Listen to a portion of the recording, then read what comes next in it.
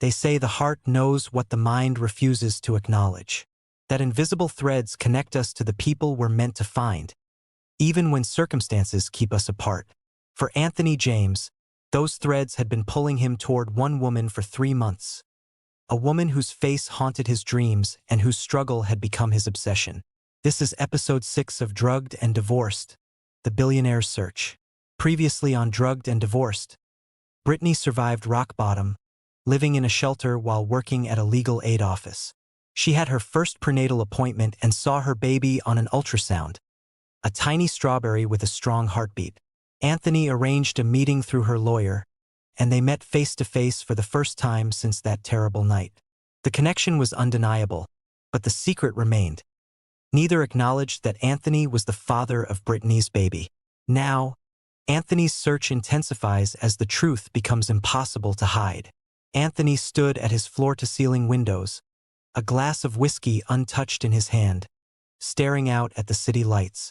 Somewhere out there, Brittany was sleeping in a shelter, pregnant with his child, working for $12 an hour, fighting a battle that should never have been hers to fight alone. It had been a week since their meeting in Jennifer's office, and he hadn't stopped thinking about her for a single moment. The way she'd held herself with dignity despite her circumstances. The protective gesture she'd made toward her stomach when she thought no one was looking. The fierce determination in her eyes when she talked about her baby's future. She was magnificent, and she was suffering. "This is ridiculous," he muttered to himself. "I should just tell her." But every time he picked up the phone to call Jennifer and arrange another meeting, he heard Marcus's warning in his head. "She's fragile. The truth could be perceived as stalking. Wait until she's stronger." How much stronger did she need to be? She was already fighting Richard in court, working while pregnant, surviving in a homeless shelter. How much more could she endure before the weight crushed her? His phone buzzed with a text from Marcus. "Update on Whitmore case.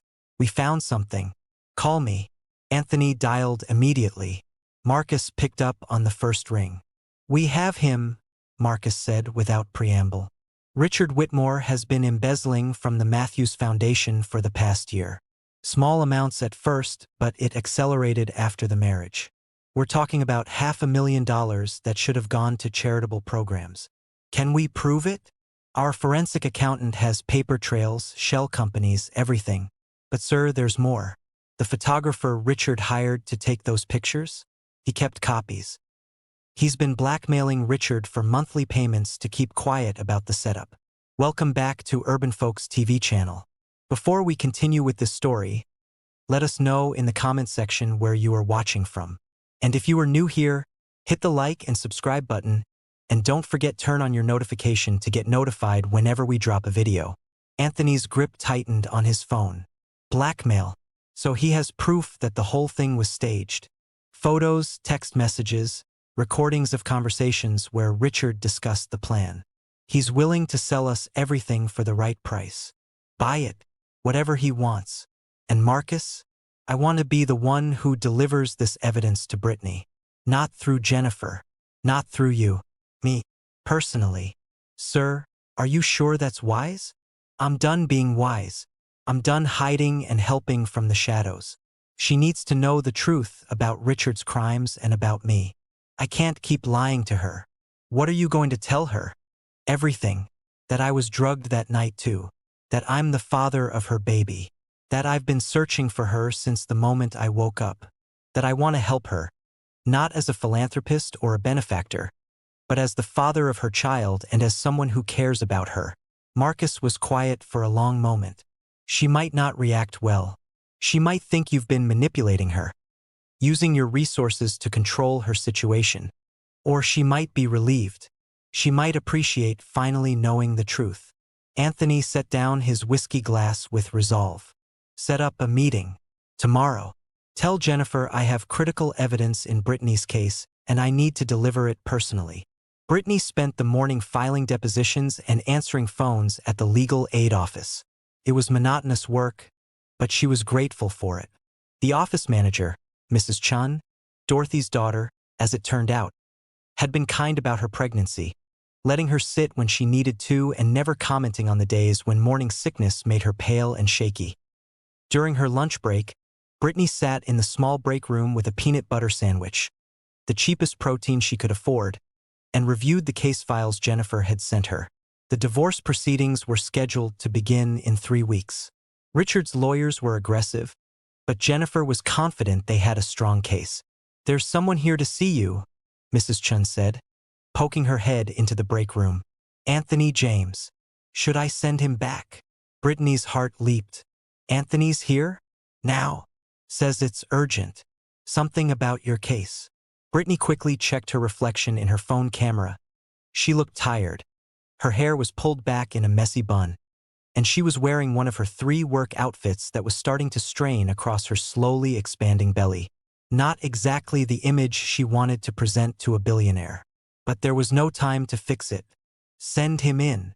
Anthony appeared in the doorway moments later, looking devastatingly handsome in a charcoal suit that probably cost more than she made in 6 months. But his expression was serious, urgent. "Brittany, I'm sorry to interrupt your work, but I have something you need to see. Can we talk privately?" Mrs. Chun discreetly closed the break room door, giving them privacy.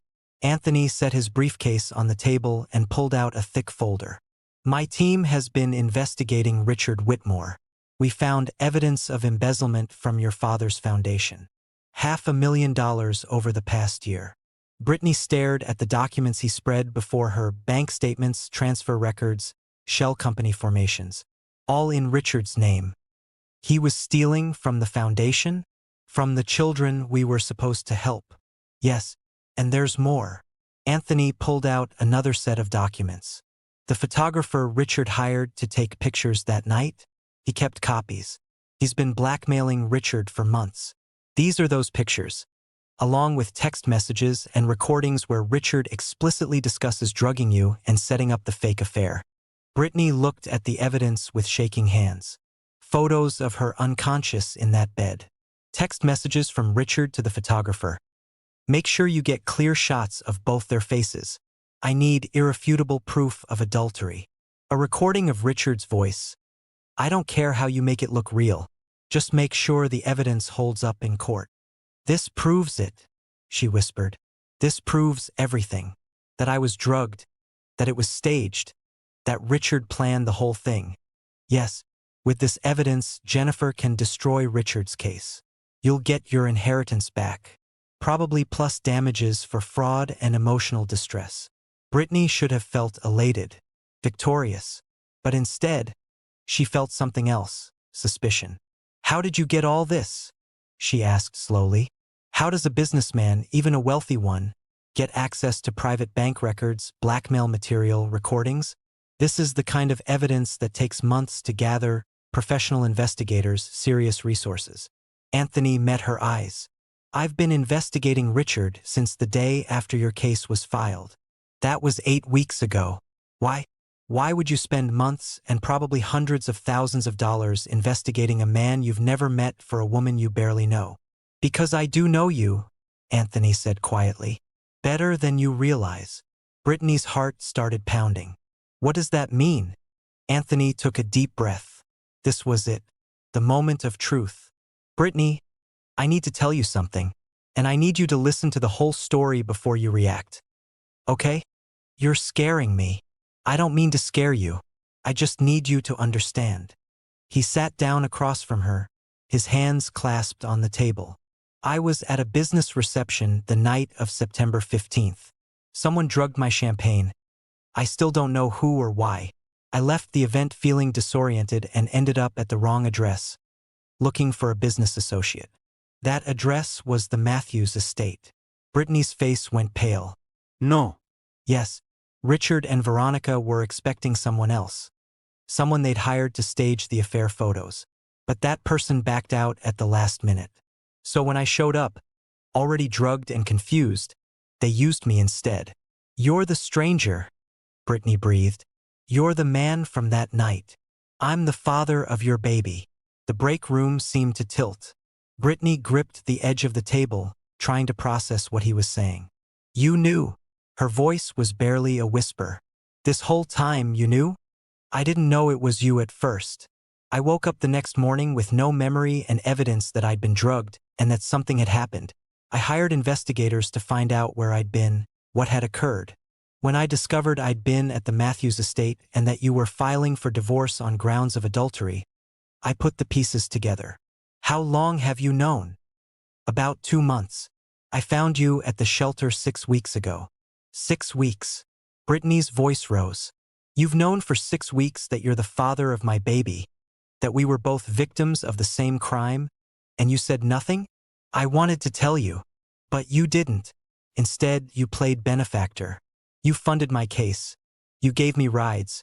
You listened to me talk about the stranger who fathered my child, and you said nothing. Brittany stood abruptly, her chair scraping against the floor. Anthony stood too, hands raised in a placating gesture. I know how this looks. How this looks. You've been lying to me. You've been manipulating the situation, using your money and resources to control my life. I wasn't trying to control you. I was trying to help. By lying? By pretending to be some benevolent stranger when you had a personal stake in everything. Brittany's hands went to her stomach protectively. Oh God, the prenatal care, the job, the legal funding. Was any of that real? Or was it all just you pulling strings? The help was real. My motives were honest. I wanted to make sure you and the baby were safe. This baby is mine, not yours. You don't get to make decisions about us just because you happen to be used in Richard's scheme the same night I was. I'm the father, Brittany. That makes the baby mine too.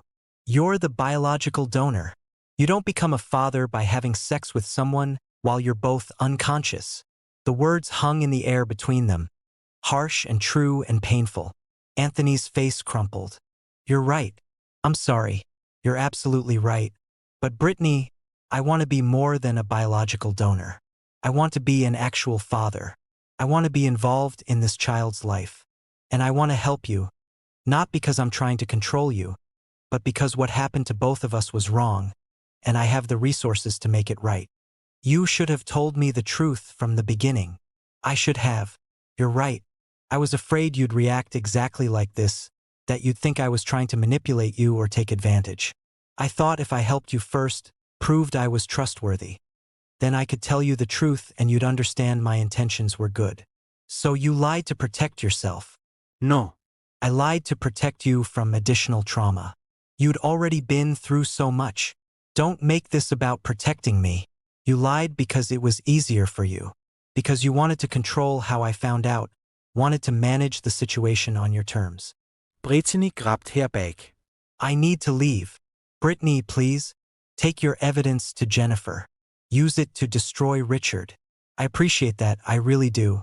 But I can't be around you right now. What about the baby? Brittany turned at the door, tears streaming down her face. What about the baby? You're the biological father. Fine. When the baby's born, we'll establish paternity, set up child support, work out custody. All legal and official. But don't expect anything more from me than that.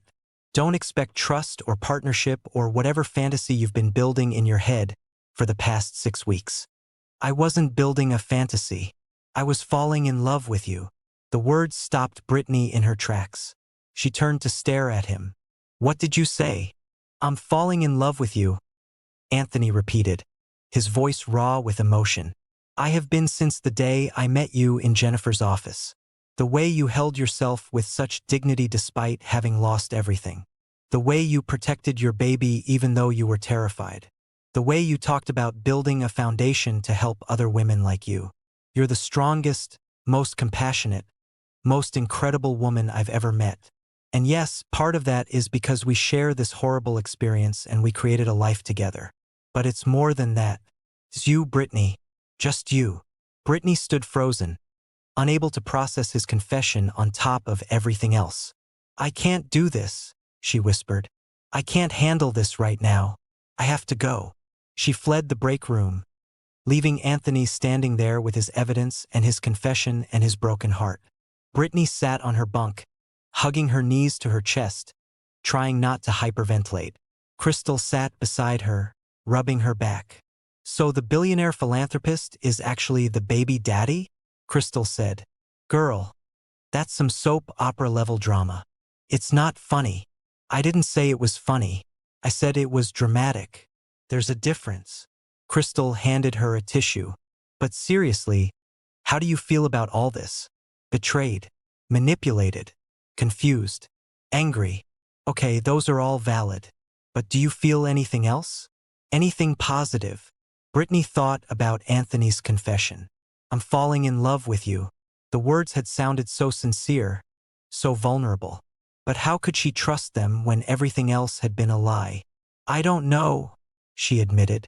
Part of me wants to believe he was just trying to help. That his intentions were good even if his methods were wrong. But another part of me is terrified he's just another Richard. A man who sees me as something to control and manipulate. Is that what your gut says? That he's like Richard? Brittany thought about it honestly. Richard had been cold, calculating, cruel. He drugged her deliberately, stolen from her systematically, discarded her without remorse. Anthony had been warm, supportive, generous. He'd been drugged too. He'd spent his own money helping her with no expectation of return. He'd looked at her like she was precious, not like she was a means to an end. No, she said quietly. He's nothing like Richard, but that doesn't make what he did okay. So what are you going to do? Use his evidence to destroy Richard. Let Jennifer handle the legal stuff. And then, I don't know, figure out how to co-parent with a man I can't decide if I want to kiss or kill. Crystal laughed. Welcome to parenthood, honey. That's basically the definition. Marcus found Anthony on his terrace, staring at the city without really seeing it. I'm guessing it didn't go well? Marcus ventured. She called me a biological donor. Said I don't get to be a father just because I happened to have sex with her while we were both unconscious. Anthony's voice was hollow. She's right. What kind of father am I? I don't know her. She doesn't know me. We share DNA with a baby. But we don't share anything real. That's not entirely true. You've been helping her for weeks. You've been learning who she is, what matters to her, while lying about who I was, while manipulating the situation to my advantage. Anthony turned to face Marcus. She thinks I'm trying to control her. And maybe I was, in a way. Maybe I've been trying to orchestrate some perfect reunion instead of just being honest from the start. So what now? Now I give her space. I let Jennifer use the evidence to destroy Richard. I establish paternity legally and set up child support. And I prove to Brittany, through actions not words, that I'm worthy of being called a father. And the part where you said you're falling in love with her? Anthony smiled sadly. That ship has sailed. She'll never trust me now. But that's okay. I don't need her to love me back. I just need her to let me be a father to our child. Everything else is secondary. But even as he said it, Anthony knew he was lying to himself. He wanted everything.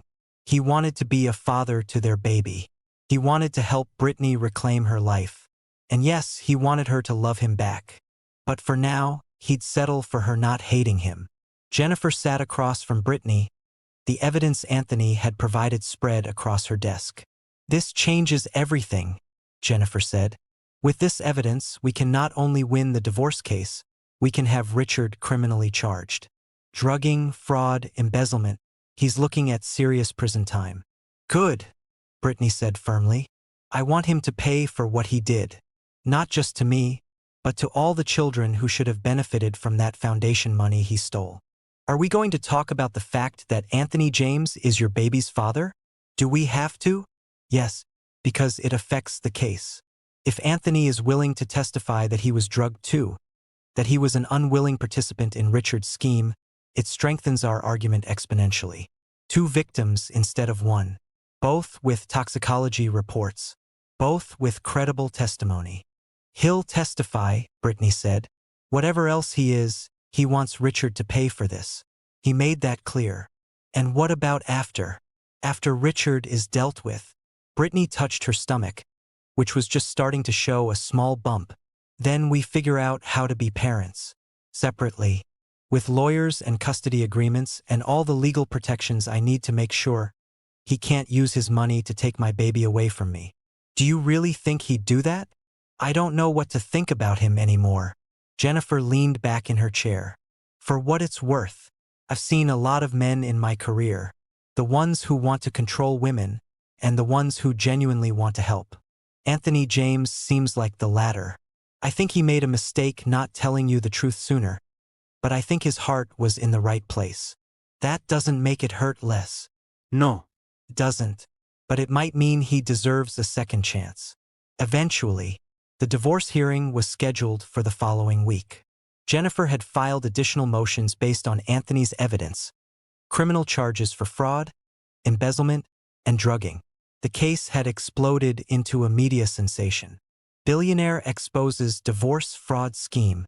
Heiress was drugged and framed by husband. Anthony James comes forward as second victim. Anthony had given a carefully worded statement to the press, confirming he'd been drugged and used as part of Richard's scheme to defraud his wife. He didn't mention the pregnancy. That was Brittany's story to tell if and when she chose. The media attention was overwhelming. Reporters camped outside the shelter until Jennifer got a restraining order. Brittany had to take time off work because journalists kept calling the legal aid office. But the public opinion was firmly on her side. Richard was being crucified in the court of public opinion, his business partners distancing themselves, his social circle abandoning him.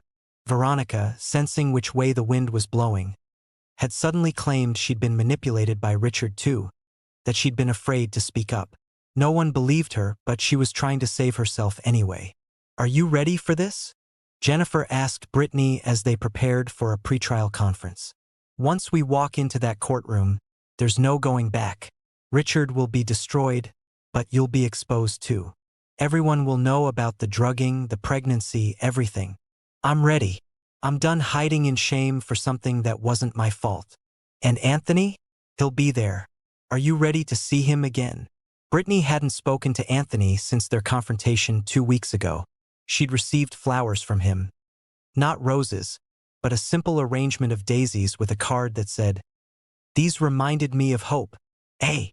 She'd also received a legal document establishing a trust fund for the baby, regardless of custody arrangements, and a letter, handwritten, that she still hadn't opened because she was afraid of what it might say. "I'll have to be ready," Brittany said. "He's the father of my baby. I can't avoid him forever." Brittany arrived at the courthouse with Jennifer, her small baby bump now visible under her loose dress. She'd stopped trying to hide it. Let people see. Let them know that she was pregnant, that she was a victim, that she was fighting back. Richard was already there with his team of lawyers, looking smug despite the evidence mounting against him. Veronica sat behind him, playing the role of supportive sister-turned-victim. And then Anthony arrived. He looked tired, Brittany noticed, like he hadn't been sleeping well. But he was still devastatingly handsome in his dark suit, still commanding the room just by walking into it. Their eyes met across the hallway. Anthony's expression was cautious, hopeful, apologetic all at once. Brittany gave him a small nod, not forgiveness, but acknowledgement. He was here. He was testifying. He was helping just like he'd promised. Richard saw the exchange and his smug expression faltered. For the first time, he looked worried. "All parties, please enter the conference room," the bailiff announced. As they filed into the room, Brittany felt Anthony's presence behind her like a physical force. She wanted to turn around, wanted to say something, but she didn't know what. The judge entered and everyone took their seats. Brittany sat with Jennifer on one side and, to her surprise, Anthony took the seat on her other side. "For moral support," he whispered. "If that's okay." Brittany nodded, not trusting her voice. Richard's lead attorney started speaking, trying to spin the evidence, but the judge cut him off. "I've reviewed the evidence submitted by Ms. Walsh," the judge said. "The text messages, recordings, financial records, and toxicology reports.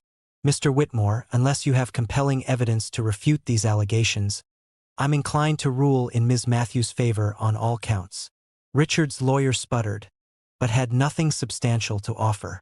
Furthermore, the judge continued, "I'm referring this case to the district attorney's office for criminal prosecution. The evidence suggests multiple felonies: drugging, fraud, embezzlement. This goes beyond a divorce proceeding. Brittany felt Anthony's hand brush against hers under the table. Not grabbing, not demanding, just there, offering support. Without thinking, she laced her fingers through his. Anthony's breath caught, but he didn't pull away. He just held her hand, solid and warm and steady, as the judge systematically destroyed Richard's case. The billionaire's search had led him exactly where he needed to be, right beside the woman he'd been seeking for months, the woman carrying his child, the woman he was falling in love with. He'd found her, but would she let him stay? That answer would have to wait. For now, they had a battle to win, together. And tomorrow, Brittany would finally open that letter Anthony had sent. The one that started with 4 simple words: "I remember you now." Anthony's secret is out. Richard's empire is crumbling. But can Brittany forgive the man who lied to her? And what does Anthony remember? Episode 7. Unraveling the Conspiracy. Coming soon. Subscribe to Urban Folks TV channel to find out what Anthony remembers and what happens in court.